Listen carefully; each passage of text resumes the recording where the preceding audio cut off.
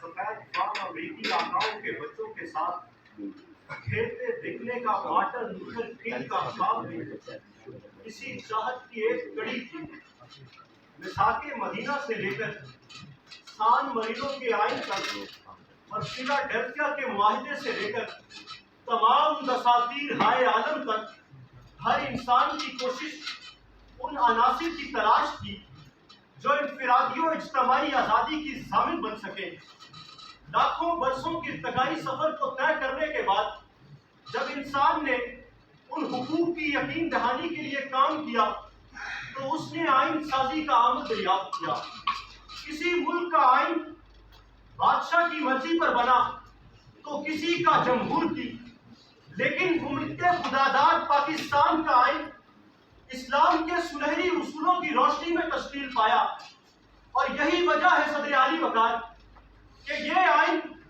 وہ فطری حقوق اور آزادی اپنی عوام کو فراہم کرتا ہے جو کوئی اور نہیں کر سکتا۔ یہ آئین وہ آئین ہے جس نے اکہتر کے انتشار میں جنم لیا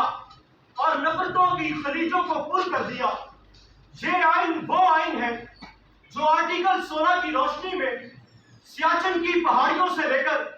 گوادر کے ساحلوں تک ہمیں بے خوف و خطر گھومنے کی آزادی بخشتا ہے۔ یہ آئین وہ آئین ہے جو آرٹیکل 25A کی روشنی میں ہمیں حصول تعلیم کی آزادی بخشتا ہے۔ یہ آئین وہ آئین ہے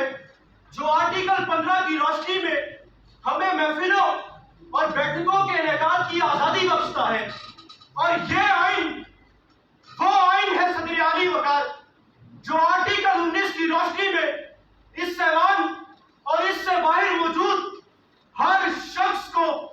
آزادی اظہار رائے دیتا ہے کہ سلسلہ وار جلائیں گے لہو دے کے چراغ، سلسلہ وار جلائیں گے لہو دے کے چراغ، روشنی ہوگی تو اس شہر کا ڈر نکلے گا۔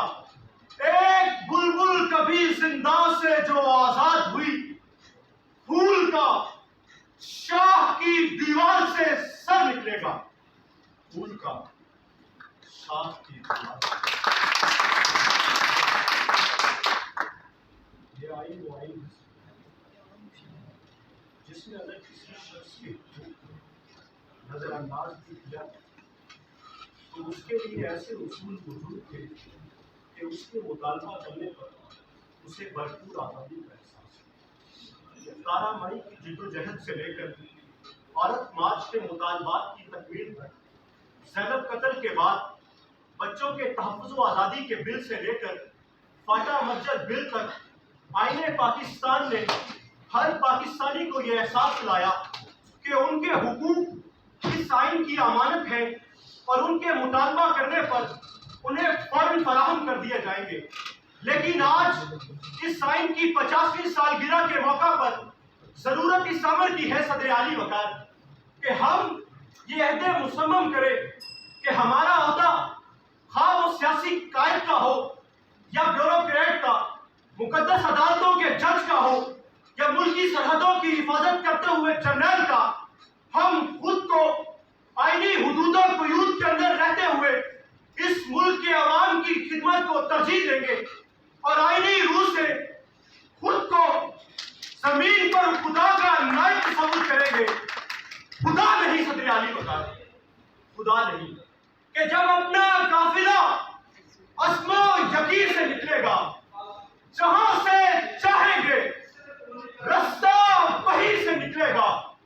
وطن کی مٹی مجھے ایڑیاں رگڑنے دے، مجھے یقین ہے چشمہ یہیں سے نکلے گا، چشمہ یہیں سے نکلے گا۔